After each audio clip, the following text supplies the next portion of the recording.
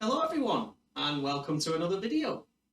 So today's video is going to be a little different, still a tutorial, but today I will be showing you how to create your own maps in the map editor, and not just any maps, a height map. So if you wanted to create a map of your local area, for instance, if you wanted to fly around your neighbourhood, I will be showing you how to retrieve a height map off the internet and then use that in the map editor to create your own maps. So without further ado, let's jump over to the map editor and we'll take it from there. See you shortly.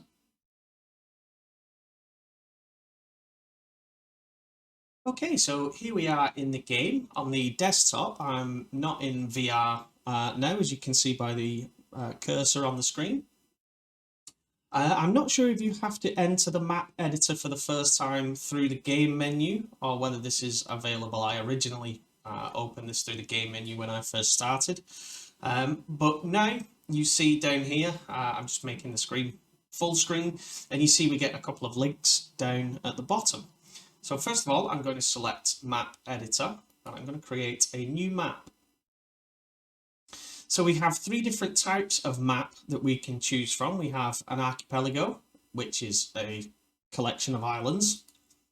We have mountain lakes, which is similar, but it is surrounded by land instead of a set of islands. So it's more mountains surrounded by land. And then lastly, we have height map, which is what we are going to look at.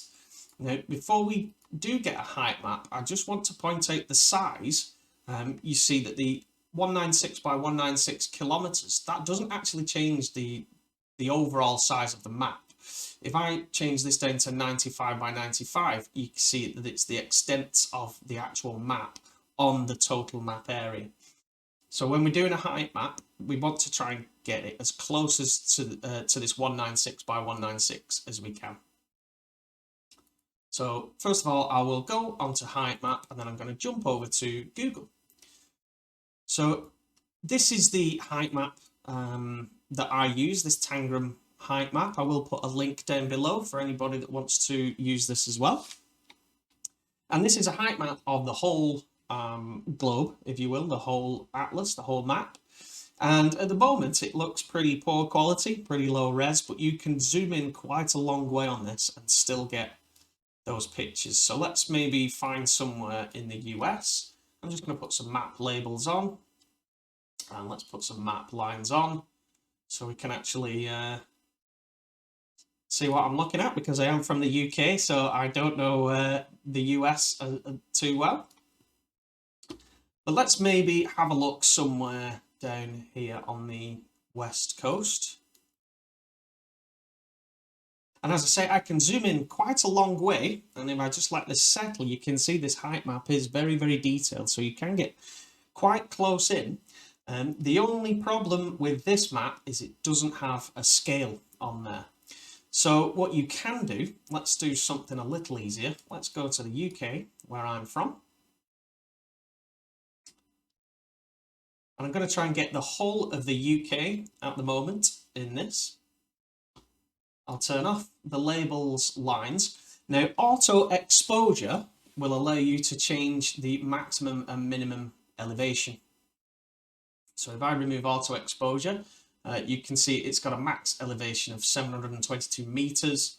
If I put that back on, it has a max height of 1,119 meters. So somewhere in the UK, the highest point in this map that we can see now is 1,119 meters, and this is quite important to remember. I'm going to turn the render multiplier right up, so this should give me the highest quality. It is going to take a while to render this, but in the meantime, we can do something else while it's rendering. So let's just call this UK map. And then I'm going to hit render. I'm going to get a little warning here to say that this is quite a large image. 15,360 pixels wide, so a very, very big image. But like I say, I do want a high quality render or image for what I'm going to do next. So I'm going to click OK on that. And if I left this, you would see it start building up in squares. Well, as you could see there, you can see each square being rendered. So I'm going to leave that to run, and I'm going to go over to Google Maps, because this is going to help me get my scale.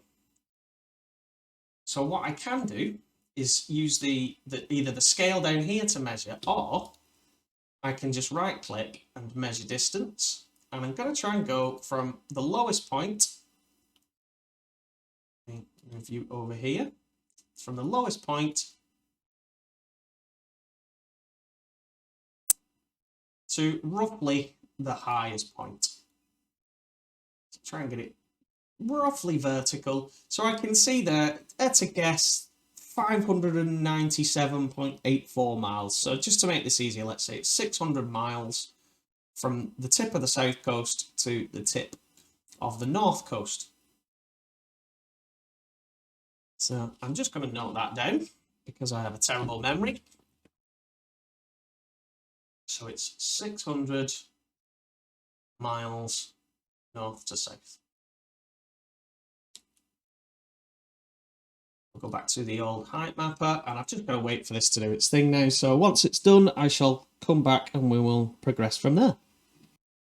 Okay, though, so there we go. Our render is complete. Let's take a look, because sometimes it does lose squares as it's rendering. So let's take a look.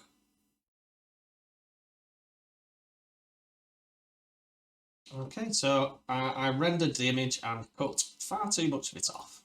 Let's try. There we go. That's the right one. So as I say, you can see here we've lost a couple of pixels, but that doesn't matter. I've got my rough height map.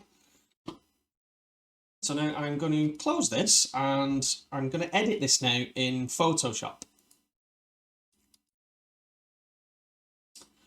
There are free versions of these types of software. GIMP is very similar to Photoshop, and it's free, and I believe there is an online kind of web-based Photoshop ripoff, if you will. I do have a Photoshop license, so I will be using Photoshop. Don't want to do that. So I'm going to open the height map now that I've created. So let's open our new map.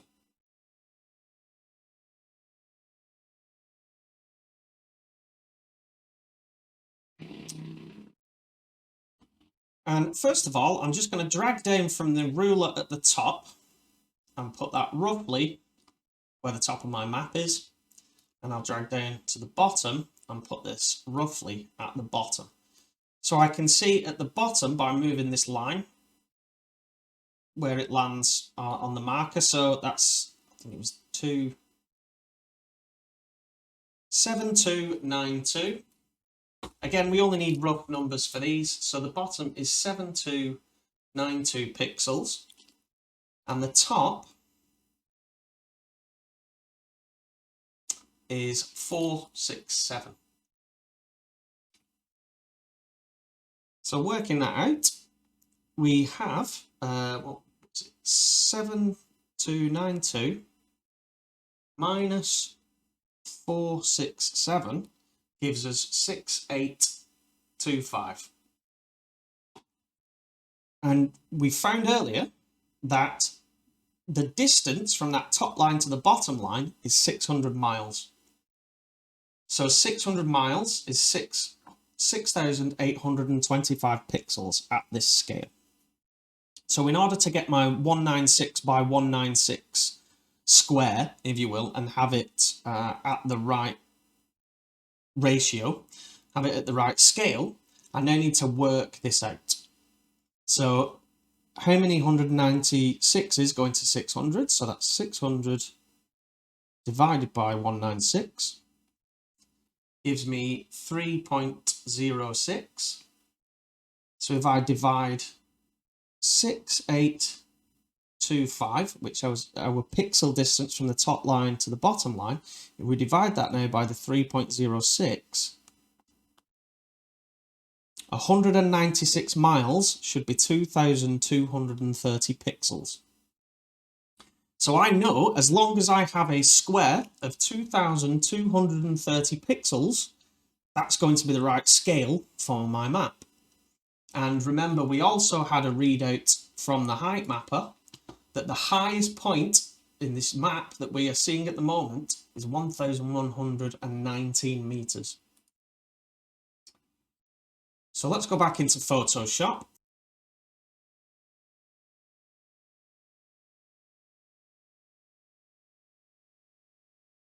And now I'm going to change my canvas size. So this way I can go 2230 by 2230. And the anchor is in the middle at the moment, which is fine. So yeah, you can be a bit more precise where you position these lines to get the exact area that you want to crop out. I'm not going to go that deep into it. I've got the height map that I want. This will be fine for what we're going to do. So now I'm going to export this as a PNG file. You see I've got a few height maps at the moment. So I'll just save this one as UK. Now, you do have to save this in this particular folder. So it's in your Steam folder, Apps, Common, the VTOL VR folder, Editor Resources. You've got to find this folder, Editor Resources, because this is where the map editor is going to look. And I've also made a folder in there just to make it easy for myself called Height Maps. So I'll drop that in there. Now we can go back to VTOL and I can select my height map. So again, it's looking in Editor Resources, which is why it's you have to save it in this folder. And we will select height maps and I will select my UK map. And there it is. Now, it does put the border type that you put in here around there. So because I did have a lot of ocean in there, I'm fine with water. You can make it hills, which will surround the land, surround the border with land, as you can see. And we can also have coast, which does something very similar, but you can see it's not as square, if you will. So for what I want, oops, let's change back to water.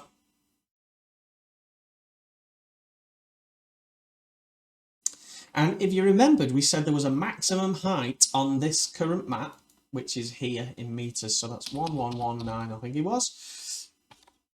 And our minimum height was 0.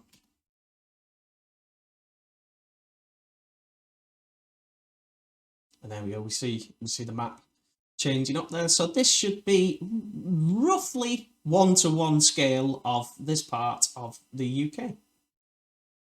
So let's click OK.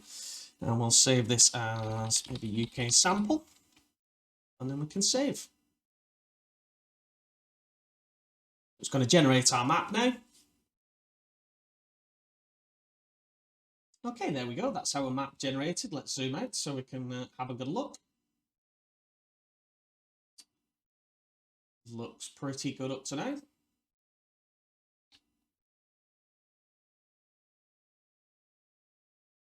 Not too sure about these square edges. Now, again, that was just down to the resolution. You can make this higher or lower. However, you can also use things like the terrain map. So we can select the height map. Just holding the mouse button will raise the map, holding shift and clicking the mouse button will lower the map. So you can go around. Also holding control, scrolling the mouse wheel will change the size of your tool. You can also see that up here. So you could edit your maps a little to tidy these edges up if you wish. Once we're done, we can finish. We also have a flatten and a level. Now, these two tools, they do sound very similar, but let me go and find somewhere that's a little rough, a little bumpy. Here should do. So we see if we just use the flatten, let me just turn the strength right up so we can see what's going on. So you can see it just flattens to the point wherever the middle of this circle is. So it tries to flatten it to the middle of the circle. Level actually gives you a height. So if you wanted to level all this to a particular height above sea level, and this is in meters as well. So let's say I wanted this to be 500 meters above sea level. You can see everything gets pulled up. It's still going up. Can't actually see my above sea level marker here. But those are the differences between flatten and level. Flatten will just flatten the terrain around the middle of your circle tool, whereas level will actually set a specific level in meters above ground. Meters above sea level. Let's finish that. Next, we have city paint. And the cities have 5 levels, which we can see here, city level range.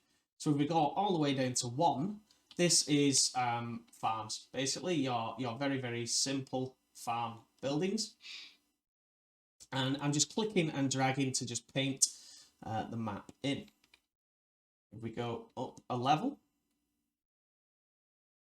again, these are farm buildings, but you can see we're getting a bit of concrete in there as well. We're getting a few houses thrown down in there, so a bit less rural, a bit less farmland. Next, let's have a look at 2 to 3. So again, I'm getting a bit more industrial now, maybe some office blocks and some high rises.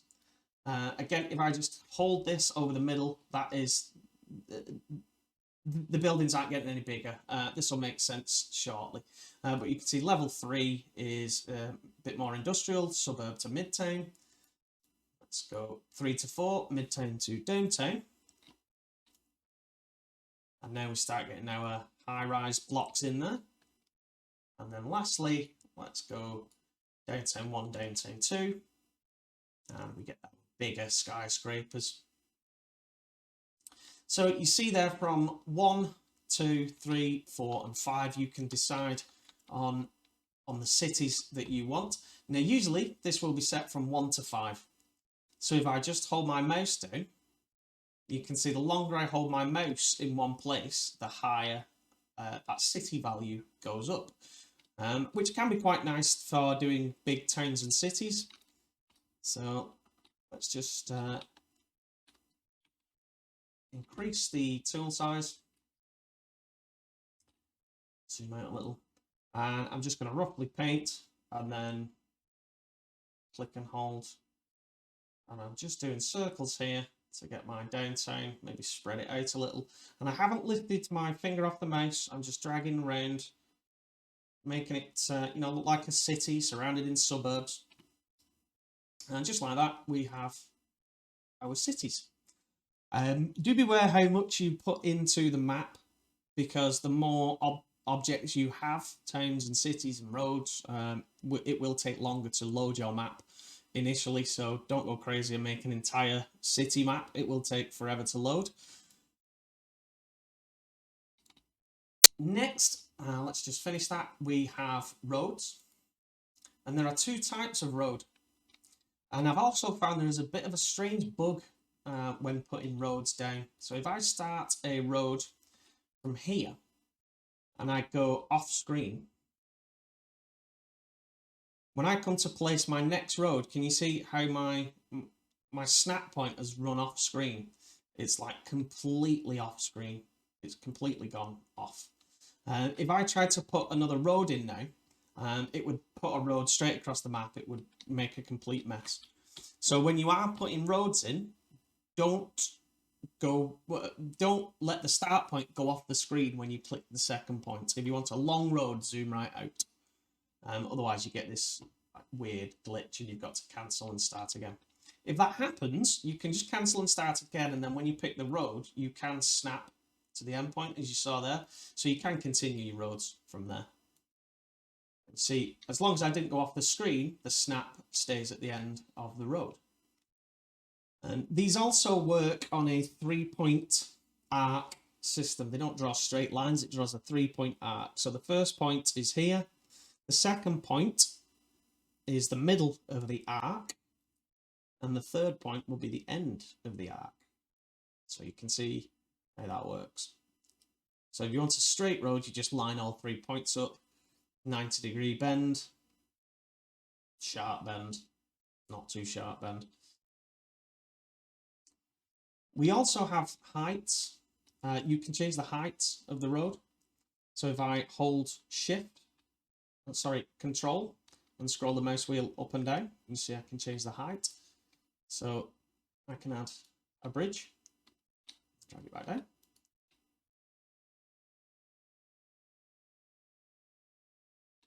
So if you wanted to create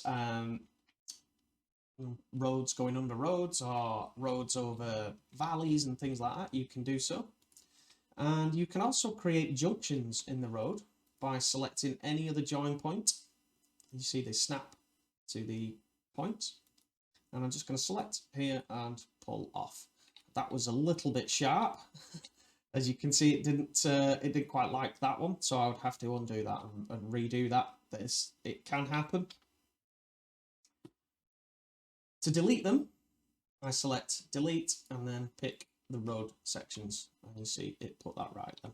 Let's try and come down to somewhere now. Oh, I've also got a break there, so I'll delete that. Let's fix. Don't forget it's 3 point. Ooh, it really doesn't like that point. So that was the end point where I screwed up, where I made the error. So that's why this is happening. Again, you can fix that by just deleting the end line. That should work now. Nope, doesn't like it. But this is a good example to do, as I say, try not to get off screen with the start of your road. If you want a long road, zoom right out. Once the end point goes off the screen, you get this mess. And you can only delete it one road section at a time. You can't like click and drag the whole road section, so it can be a bit of a pain to put right. So, you know, try and avoid that. I also found when making roads into cities, you can't snap to these intersection points. But if you put your first point at ground level, like that, it should look okay when you come off. And just to prove me wrong, that one didn't. So there are a few oddities, if you will, with the map creator, but you can get around these no problem.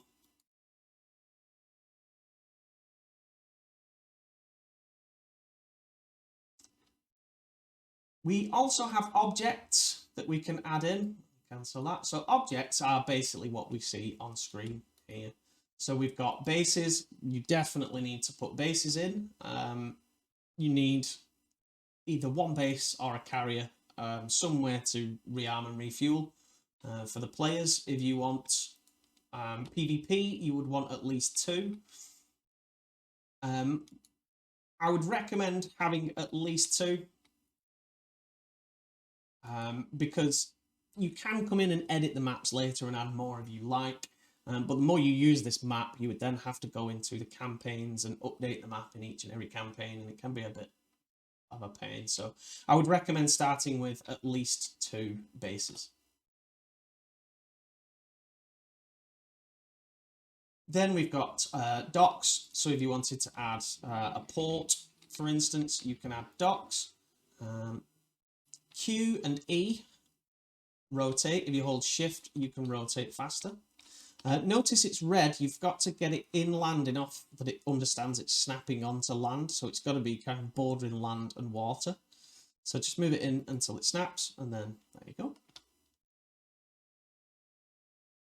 And then, as I say, the rest are buildings. So like we get in the towns and cities, if you just wanted to drop in buildings, houses, farms, things like that, they are all there. I can rename my base if I choose to. This can help when you are making missions, you know, enemy base, team base, something like that, that helps you understand. Then it's just a matter of saving. But first, I'm going to add some map info. So if you are going to share these maps, it's useful to add some map info. So we will just call this Northwest UK, a near one-to-one scale map for the UK. And then file and save. Now, file and save just saves that map locally so I can use it. I can share these maps by uploading them to Steam as well. So you will need to set yourself up on the Steam Workshop, but once you've done that, you can just upload these maps to Steam. And if I jump over to the workshop, let's have a look at my files. And there's the map. So you can share that with friends or just anybody on Steam who may want to use your maps. Okay then, well there we are. That's how you create your own maps in the map editor. I hope you found that useful. If there are any other help or tips I can give on creating maps or anything you're struggling with, please do let me know. I will do what I can to help you out. Otherwise, thanks for watching, and I'll see you in the next one. Goodbye.